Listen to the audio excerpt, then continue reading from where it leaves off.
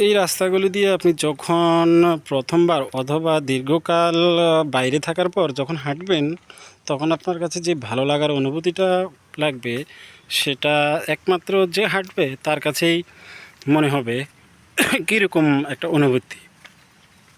দুই রকম রাস্তার পাশে পানি, তারপরে বিলের মতো হয়ে যায় বর্ষাকালে। দেখুন কি সুন্দর দৃশ্যগুলো।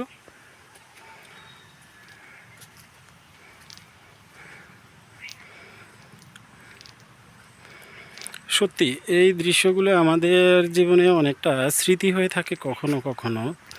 কারো কারো ছোটোবেলায় হয়তো এগুলো খুব পরিচিত থাকে, কিন্তু যখন ধীরে ধীরে আমরা বেড়ে উঠি অথবা জীবিকার প্রয়োজনে হোক অথবা বাসস্থানের প্রয়োজনে অন্য কোথাও চলে যেতে হয় আমাদেরকে, তখন কিন্তু আমরা এই স্মৃতিগুলোকে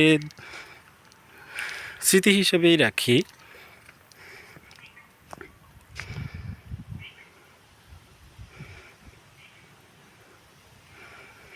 দেখুন আমার মোবাইলের ফ্রেমে যতটুকু ধারণ করছে আমি ততটুকুই দেখানোর চেষ্টা করতেছি। এবং এই রাস্তার যে বাঁকটি আপনি দেখতেছেন, এটিকেই মূলত চিত্র জগতের মেঠোপথ বলা হয়।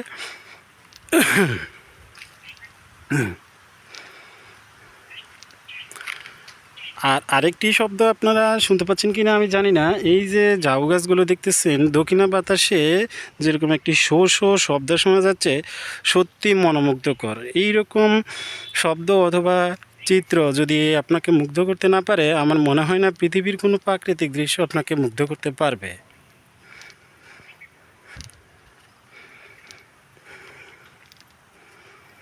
সত্যি কিন্তু অসাধারণ দৃশ্য। আমি অনেকদিন পর এরকম জায়গায় এসেছি, তাই ভিডিওটি ধারণ করলাম। আর আমার চ্যানেলে যেহেতু গ্রামের মেঠোপথ দিয়ে তৈরি, তখন আমি এই ধরনের ভিডিওই আশা করি এখন থেকে দেব।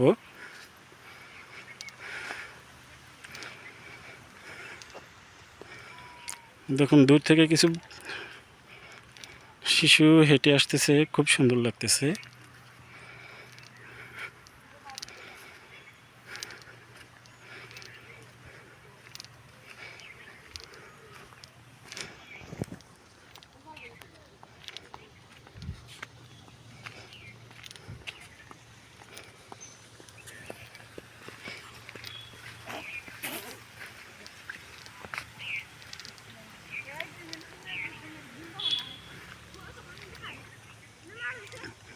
এই যে দেখুন একজন লোক গরুর জন্য ঘাস নিতেছে পানিতে নেমে।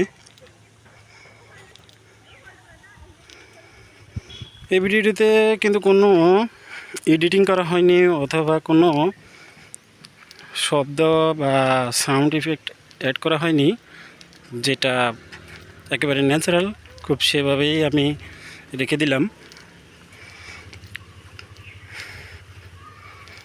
দেখুন সামনে একটি বাঁশের ঝাড় আছে। এই বাঁশের ঝাড়গুলো অনেক সময় এমন ভালো লাগে যেটা বলার বাইরে।